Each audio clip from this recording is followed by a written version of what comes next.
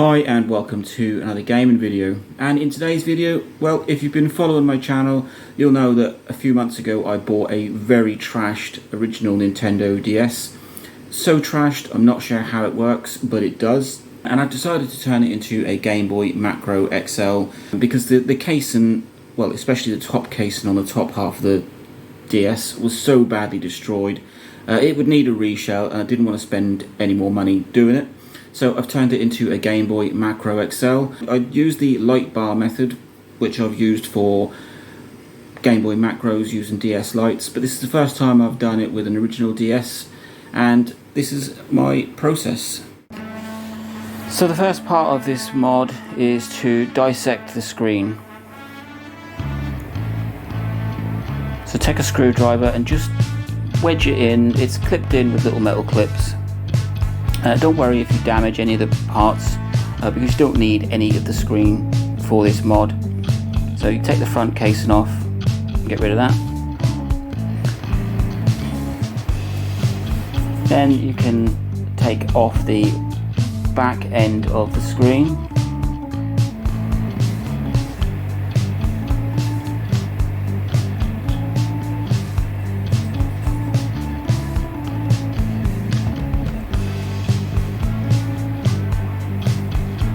Just jab a screwdriver in there and separate all the parts.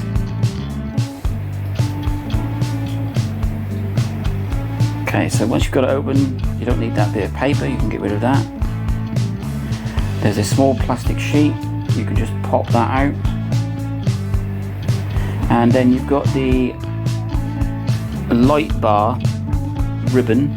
Now this is the most important part of the mod. You need this for this Macro XL to work, and it's a very thin ribbon that is stuck to the side of the inside of the screen. So just very carefully peel that light bar from the rest of the screen. Be very careful, because if you do destroy this, then this whole project is over. So just peel it, it will just come up. There we go. On the back of the screen you've got another ribbon cable that will just peel back.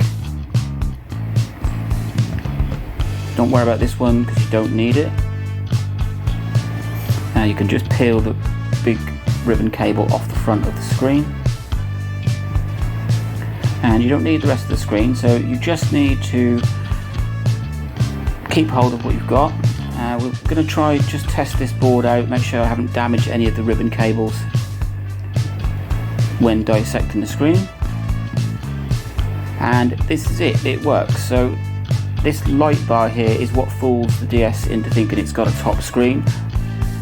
So just unclip that cable again,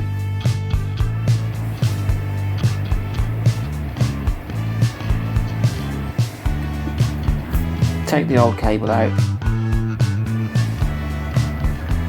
So you don't need the big fat cable that was on the back of the screen, you just need that thin light bar cable attached to this PCB. This is what makes the mod work.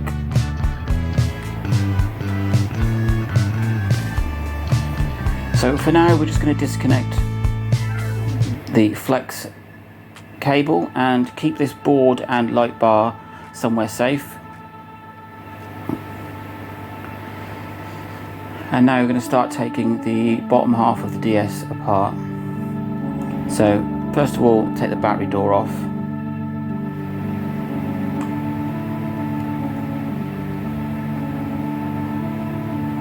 And take the battery out. Then you're left with some screws on the underneath. Some are tri-wing.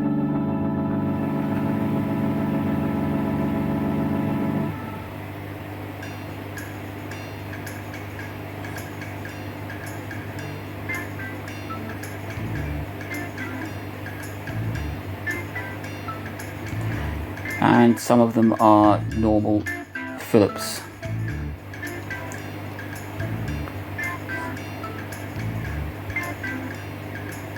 So now you can take the back section of the bottom half off.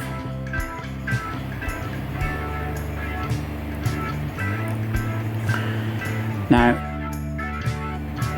This mod requires putting all of this cable and this PCB into that section. Now just get rid of that. That is my Wi-Fi antenna. So we can just plug the board back in.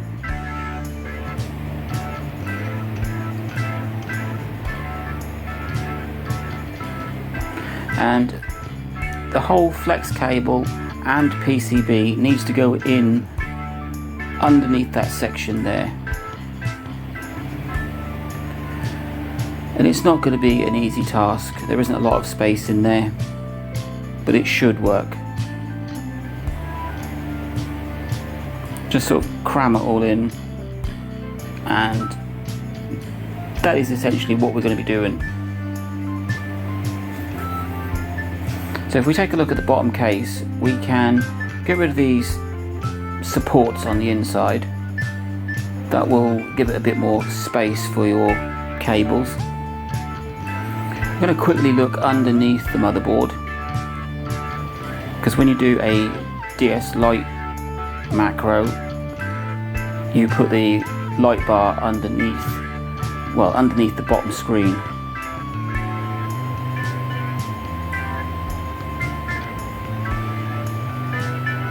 But because we've got this extra PCB on an original DS, there is no space for it to go.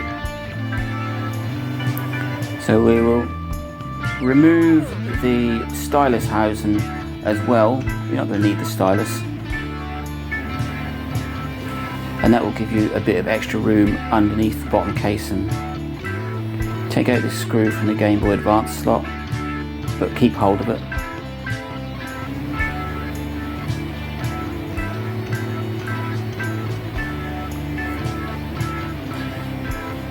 And be sure to put that screw back in.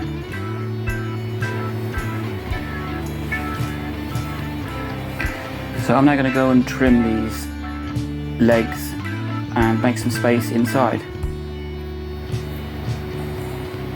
So there we go, I've just dremelled the legs off, got a bit more space in there. I've also trimmed some of these side legs as well. There's plenty of space inside there now. You haven't got this in there anymore, so we should be able to fit that lot in here.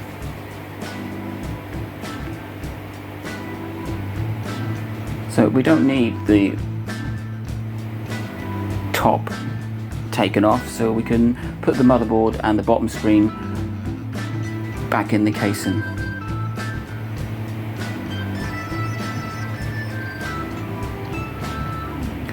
My screen is very dirty, that will need a bit of a clean.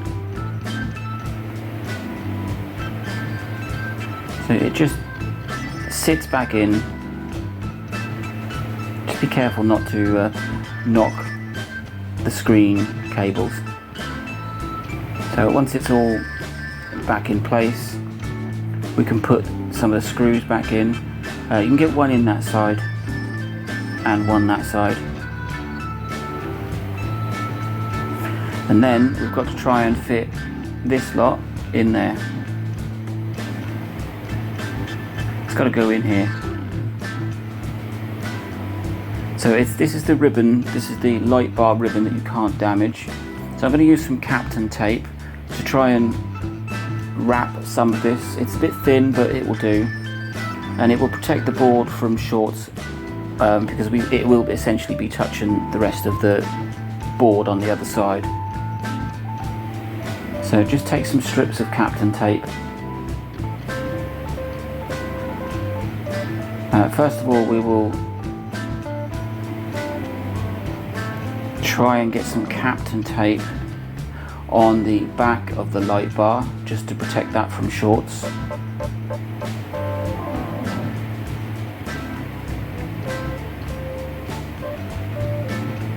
It's a bit fiddly.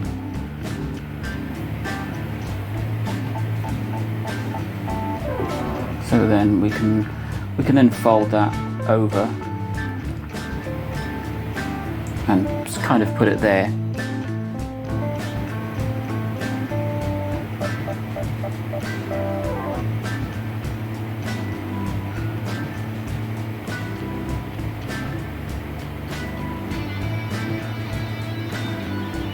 sure it's well and truly stuck.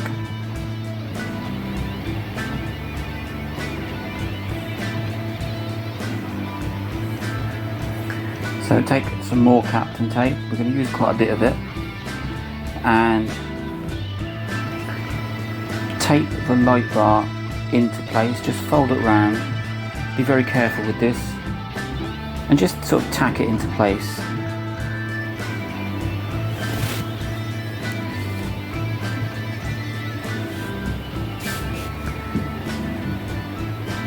Take some more tape,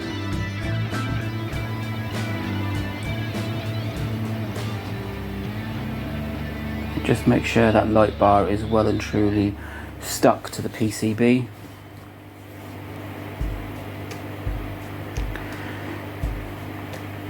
And then all we need to do is add some more tape and just cover the back end of the board.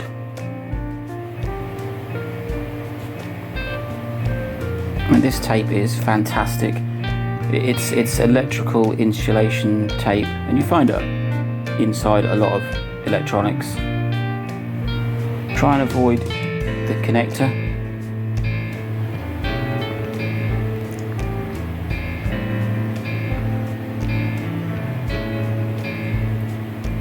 So we're just going to put lots of little thin strips on.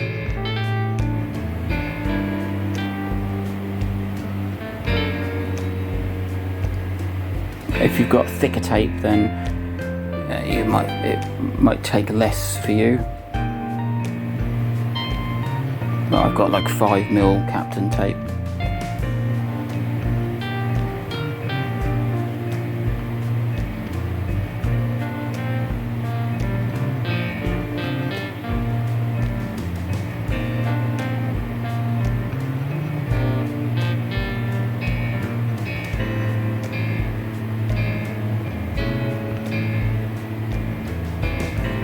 There we go, just sort of stick it on and tuck it round.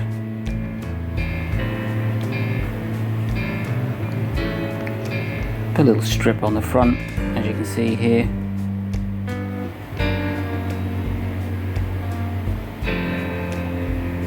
So pretty much both sides are covered in Captain tape. So when it sits here, it'll be fine. So now we're going to try and stick the board and get this large flex cable into where we need it. So we just tack the board down to start with.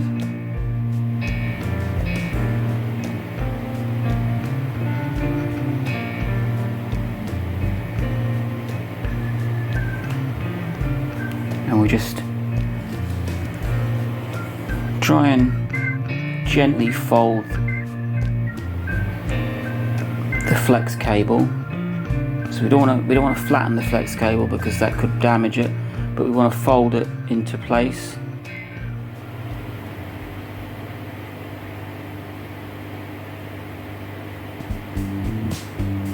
And yet again, hold that down with some Captain tape. You can buy this stuff anywhere and it's not very expensive. So just start tacking the flex cable to the PCB. It's a bit fiddly.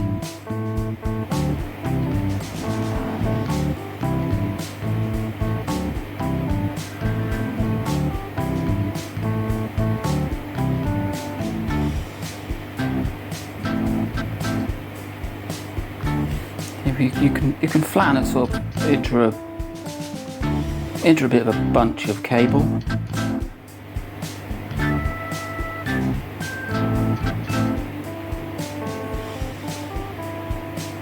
So I've not done this before, so I am flying blind when I do this.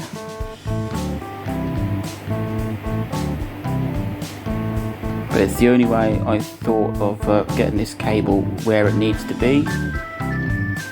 And like I say, as long as you don't flatten the cable or crease the cable, you should be okay. Just sort of tack it in bit by bit.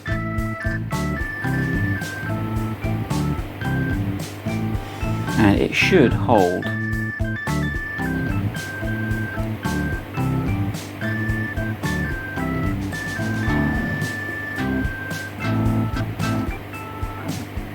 So now we've just got this final piece and we stick that down.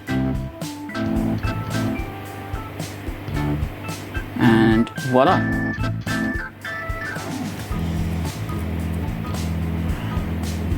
Just put another piece on just for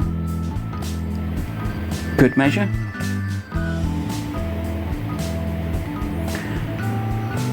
Right, there is a bit sticking out the top which is part of the light bar.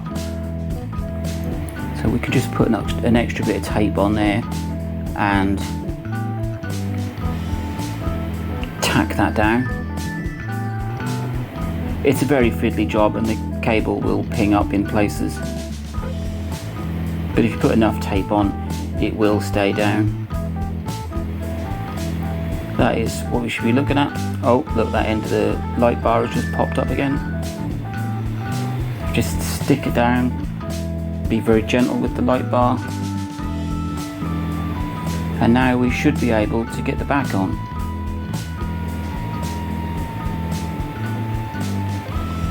So just be very gentle and push it together. Pop the battery in and just test it and see. Well, there we go, it's powered on. So we've essentially just made the macro.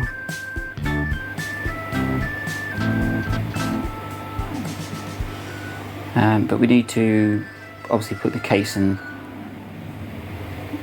back on properly.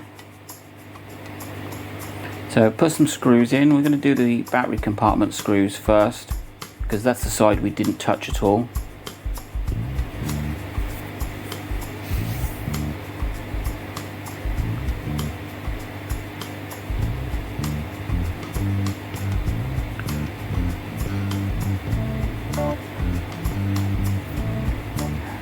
Right, you would have a screw here, but I don't because it's completely gone. So we're just going to have to leave that. And we'll try, well, we've got one on the edge of the Game Boy Advance slot, so that might hold the rest of the console together. So I've got a bit of a play where I put the cable because I've got no screw legs left.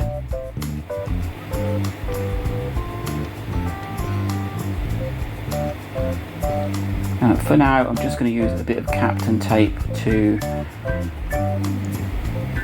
hold that broken top half above the screen until I decide what I'm going to do with it.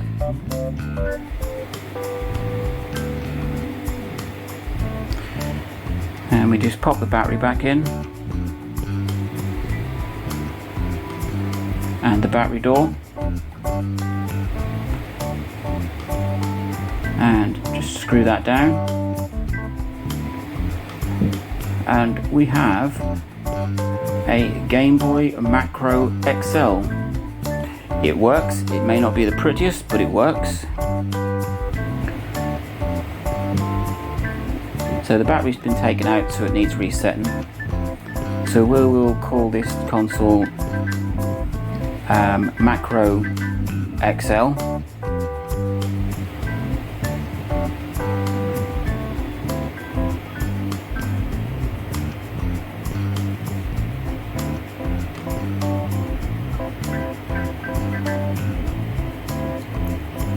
Choose a colour.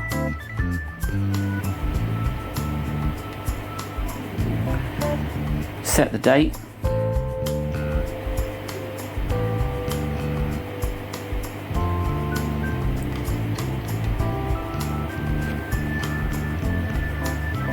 Which is June the 15th, 2023. Set the time, which is 1936, and set your date of birth. I'm just going to leave that as it is. So now it will turn off, and we've just done a Game Boy Macro XL. So now we've got the end results, and I'm not going to say this is a finished console because, as you can see, it's not in the best of conditions. It is working. This is a Game Boy Macro XL. My method is to strip the screen, use the Lightbar, and just fold all of the gubbins into this section here. It is a lot easier to do on an original DS. There's a lot more space.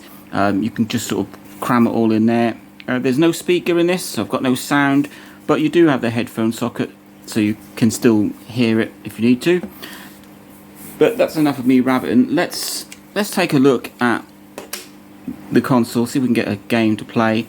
The first thing you need to do when you're making either a Game Boy Macro XL or a Game Boy Macro is just go into the settings, because when you want to play Game Boy Advance games, it will put them on the top screen by default, but you haven't got top screen, so we need to go in and change that. So go into the settings, there is a little icon there for Game Boy Advance, and just set it to touchscreen instead. There we go. Somewhere, but I cannot find it, there is an option for autoplay, so you pop a cartridge in and it will automatically play. I can't seem to find that, but we'll pop in a copy of FIFA into the Game Boy Advance slot and see what happens. So it all works, and then you just say start GBA game, and there you go. So as I said, there's no sound because I've got no speakers, but I do have a headphone socket, so you could plug some in.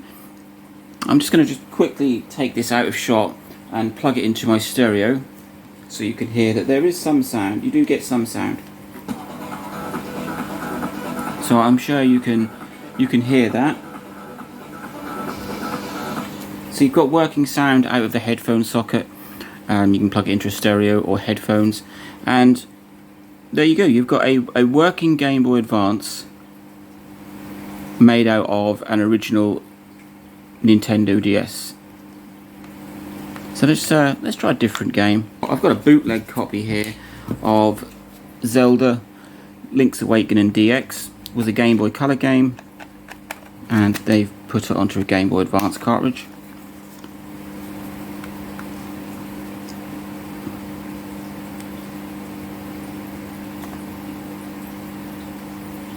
Yeah, I really need to find out where this auto load section is, because if you put a DS game in or you put a Game Boy Advance game in, it should just pick it up and load it straight away, but I can't find out where that is. But this is Link's Awakening DX. So as you can see, it plays great. So I'm just going to pop that back into the stereo so you can hear it.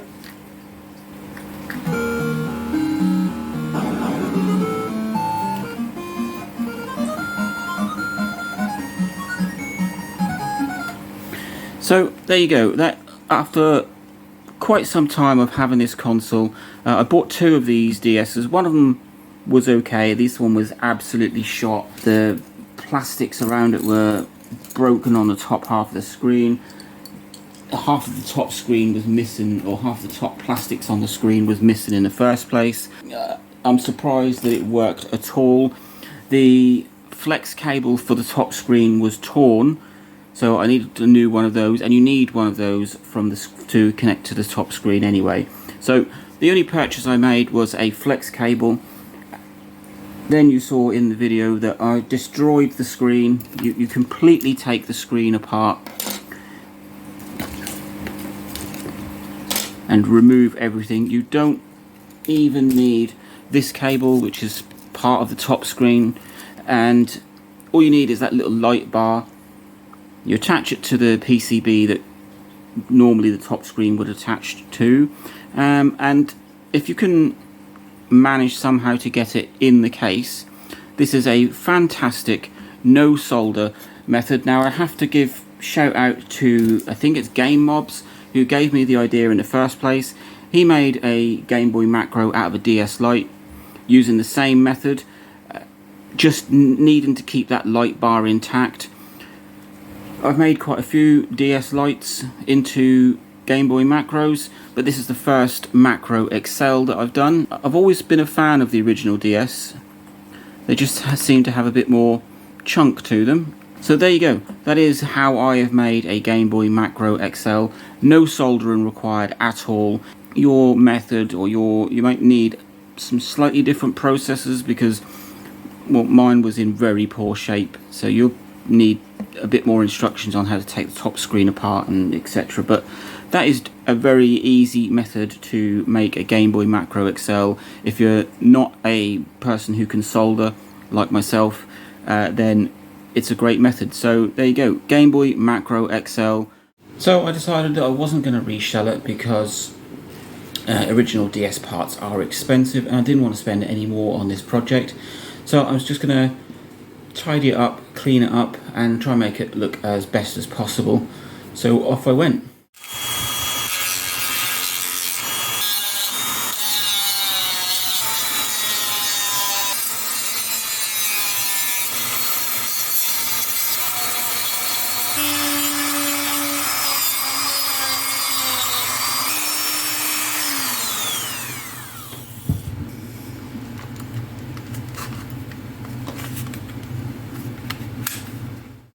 So once I'd given it a bit of a Dremel to get some of the top edges off, make this a bit flush, just give it a bit of a clean up. It needed a bit of a clean anyway, so I've got some IPA here. Give the whole thing a bit of a clean. The screen was really full of glue and God knows what from last time, so it just gives the whole system a good clean up. So I've finished dremeling and cleaning it up with some IPA. The next step I did was to use some Gorilla Glue to sort of stick some of these plastics in place.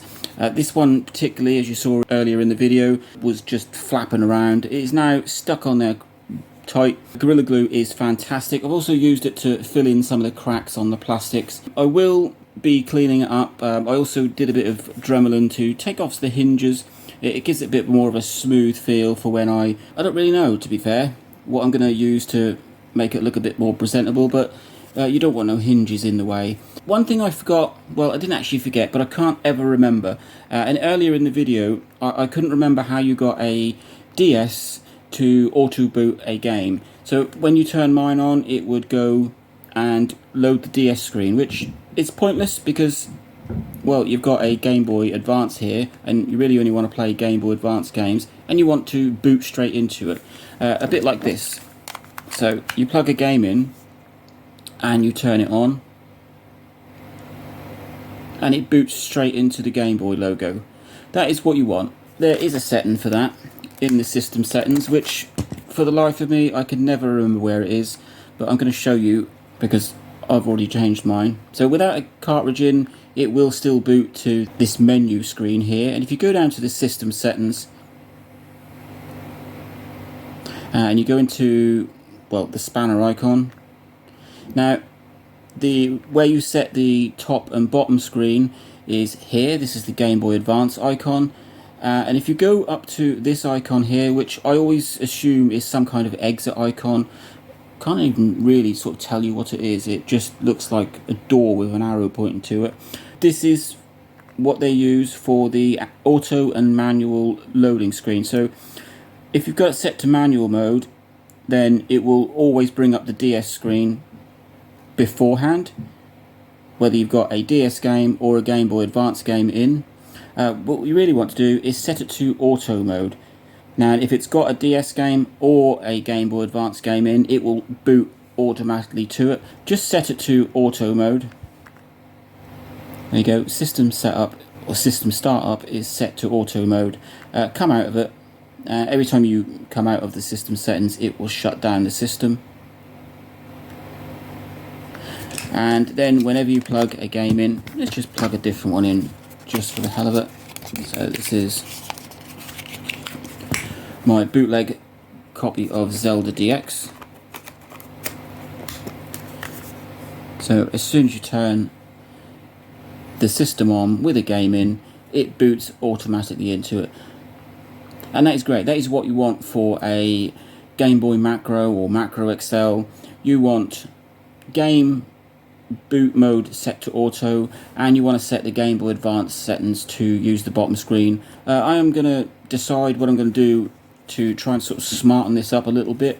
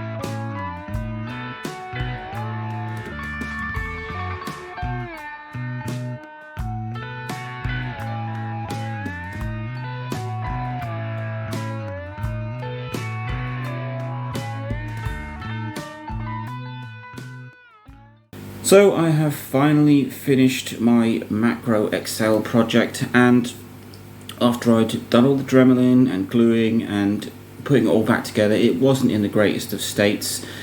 So I decided I was going to use some electrical tape to just cover up any of the scratches and the marks and the cracks in the plastic, and the big gaping hole that was in the top there. There was also one here, and from a distance it looks a nice two-tone Game Boy Macro XL. I even added a little custom label there. It's not the prettiest of jobs, and if there are any professional modders out there, they're going to be scoffing at this, but this took no soldering, no effort, not really. And yes, if you look a bit closely, you can see that the electrical tape is there. But it does serve two purposes. One, it gives it a bit more, well, it's holding some of the console together in places, and it gives it a bit nicer cosmetic look to it. The screen, as you can see, is quite scuffed, and it's got some marks on it. If I really wanted to sort that out, I could just take the top layer of the bottom screen off, because that's the touch screen, and this is a Game Boy Advance essentially, so you don't need the touch screen. Nice little custom label there that says Macro XL. Didn't want a professionally printed one because it ain't a professionally made console, and well, by any means. So there you go, that is my Game Boy Macro XL. No soldering, very little skills required in doing it, and it's covered in electrical insulation tape, which I think it still gives it that nice little look. Let's just plug a game in so you can see that this is a functioning console. You've still got your charge port, you've still got your DS port there if need be. The stylus port I've covered because I don't need it, and there was a lot of missing plastic up here. So there we go, let's turn this on. Ooh.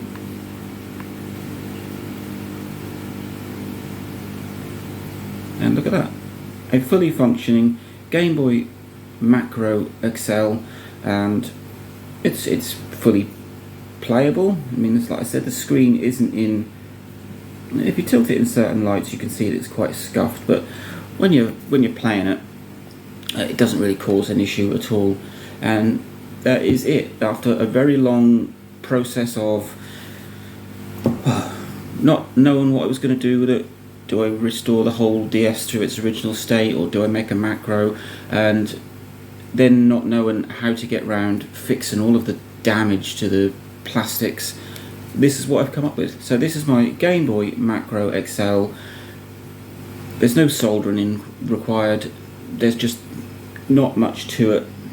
It's not a professional build, it is purely how can I salvage this really poor, mistreated console and bring it into something that is usable, and that is what I've done.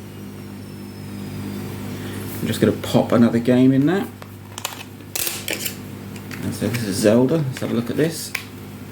So it makes a great Game Boy machine. You've got that lovely backlight,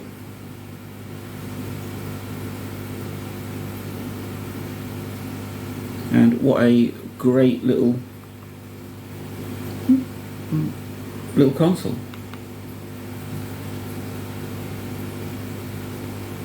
I'm very happy with it. I'm happy that I've managed to resurrect this console in some kind of way, and that it hasn't cost me anything to do it. Let me know what you think, but this is my Game Boy Macro XL, made from an original DS rather than a DS Lite, which most of the macros are made of. This is an XL, and there you go. Link, like, subscribe, enjoy.